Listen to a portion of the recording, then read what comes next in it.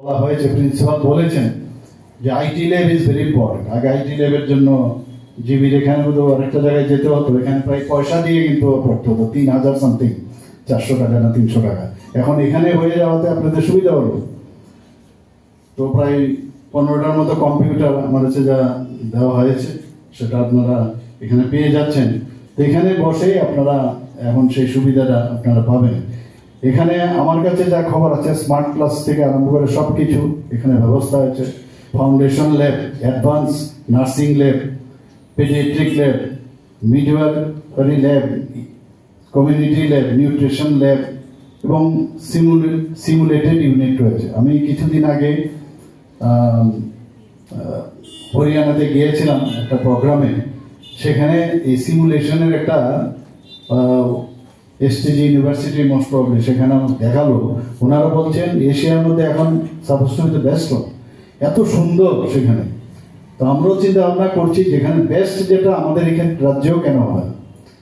আমরা এইমসের জন্য বলেছি, এবারও আমি গেলাম, একদিনের জন্য আমি গিয়েছিলাম, সেখানে আমি দাবি রেখেছি এইমসের জন্য। ডেন্টাল কলেজ করার জন্য আমি কয়েকবার চেষ্টা করেছি নানাভাবে, কিন্তু শেষ পর্যন্ত ডেন্টাল কলেজও হয়ে গেল, নার্সিং কলেজ হলো। কিডনি ট্রান্সপ্লান্ট ত্রিপুরাতে কোনোদিন সম্ভব, কোনোদিন ভাবিনি কেউ। কিডনি ট্রান্সপ্লান্ট দুটো পেশেন্ট হয়ে গেল এবং তারা যারা দিয়েছেন তারাও ভালো আছে, যাদের প্রতিস্থাপন করা হয়েছে তারাও ভালো আছে। সেদিন দেখলাম আমাদের মেডিকেল সুপারিনটেন্ডেন্ট বললেন যে লিভার ট্রান্সপ্লান্টেরও এখন এখানে ব্যবস্থা, মানে সুবিধা হয়তো আগামী দিনে হবে। এবং আমি কিং জর্জ মেডিকেল কলেজে আমাকে কোনো কারণে আমার যেতে হয়েছে, সেখানকার এখন আগে ছিল আমাদের কেজিএমসি কিং জর্জ মেডিকেল কলেজ, এখন ইউনিভার্সিটি হয়ে গেছে। সেই ইউনিভার্সিটির যিনি ভাইস চ্যান্সেলর, উনি বোন ম্যারো ট্রান্সপ্লান্ট করেন, সারা পৃথিবীর মধ্যে ওনার নাম। তো ওনাকে আমি বলেছি যে আপনি ত্রিপুরাতে আসুন, উনি এক কথায় আছে। তো উনি যদি আসেন তাহলে উনি বললেন যে, আমি বললাম এখানে কিডনি ট্রান্সপ্লান্ট আমাদের হচ্ছে। তো উনি একটা আইডিয়া করলেন যদি এইরকম মানে যদি স্টেরিলাইজেশন নিশ্চয়ই তাহলে ওইভাবে মেনটেন হয়, তার যদি কিছুটা পরিবর্তন কিছু করা যায়, এডিশন কিছু করা যায়, তাহলে বলবে সেটাও সম্ভব। কারণ এই বোন ম্যারো ট্রান্সপ্লান্টের জন্য বহু লোক বাইরে যেতে হয়।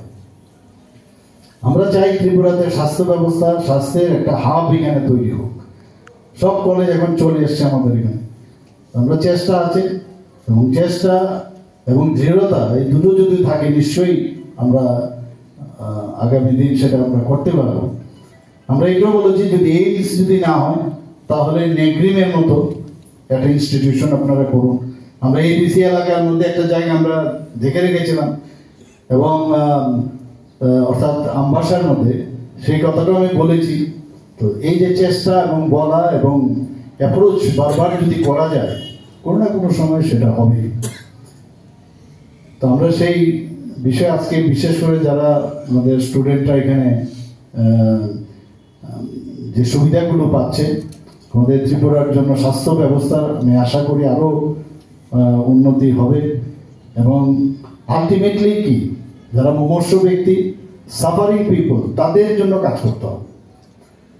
ডাক্তার এবং নার্সিং ব্যবস্থা এই দুটো যদি স্ট্রং হয়, এবং আমি দেখেছি আমরা যেটা ওয়েস্টার্ন কান্ট্রিতে আমরা দেখি, মাঝে মাঝে ছবিতেও আমরা দেখি যে নার্সিং যারা পাশ করেন তাদের কিন্তু অনেক কাজ, মেডিকেলের অনেক কাজ নিজেরাই করতে পারে, তারপরে কিন্তু ডাক্তার আসে। এখন তো এমন একটা অবস্থা হয়েছে অনেক পেশেন্টের, না আগে ছিল এলএমপি এলএমএফ, আমাদের মনে আছে যে এলএমএফ ডাক্তার এখানে, এরপর লাইসেন্সিয়েট মেডিকেল ফ্যাকাল্টি, মেডিকেল ফিজিশিয়ান, তাদের থেকে হয়ে গেল এমবি।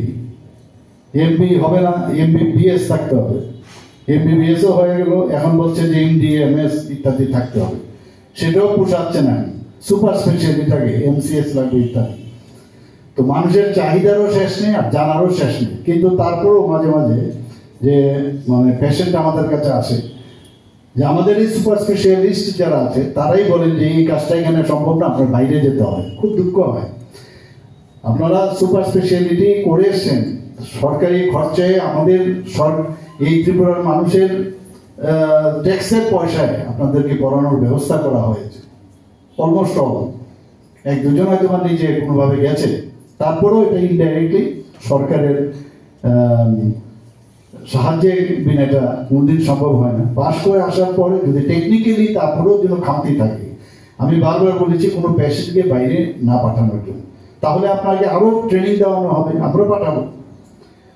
এবং এটা কিন্তু সব ক্ষেত্রে প্রযোজ্য। এখানে যারা নার্সিং আছে, আমি বলবো নার্সিং এরও আমরা বলবো তাদেরও ট্রেনিং এর পর যদি আরো বেশি ট্রেনিং এর দরকার, বাইরের থেকে যদি ফ্যাকাল্টি আনতে হয় সেটাও ব্যবস্থা করব।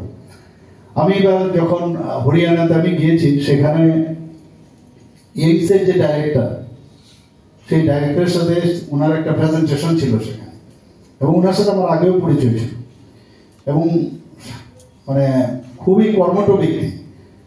তো উনি এখানে প্রেজেন্টেশন দিয়েছেন এইমসে কি করে ওখানকার ব্যবস্থাপনা উনি কিভাবে মেনটেন করেন, এবং এসটিজি যে ইউনিভার্সিটি, সেখানে মেডিকেল কলেজ, ডেন্টাল কলেজ, আরো অনেক কিছু আছে ওখানে। ওখানে গিয়ে উনি বলার চেষ্টা করেছেন যদি এইমসের যে ওনারা যেভাবে ওখানে চালান সেইভাবে যদি ওখানে করেন, তাহলে আরো বেটার একটা মেকানিজমটা অনেক স্ট্রং হবে। আমি ওনাকে বলেছি আপনি ত্রিপুরাতে আসুন, এজিএমসি আমাদের ফার্স্টে আমাদের আগরতলা গভর্নমেন্ট মেডিকেল কলেজে যদি আসে, ওনাকে দিয়ে আমাদের যে ব্যবস্থাপনা তার সাথে যদি দেখা যায় ওনার যে গাইডলাইন, তাহলে আমাদের উন্নত হবে। তো আমরা চেষ্টা করছি যেখানে ভালো জিনিস সেগুলো আনার।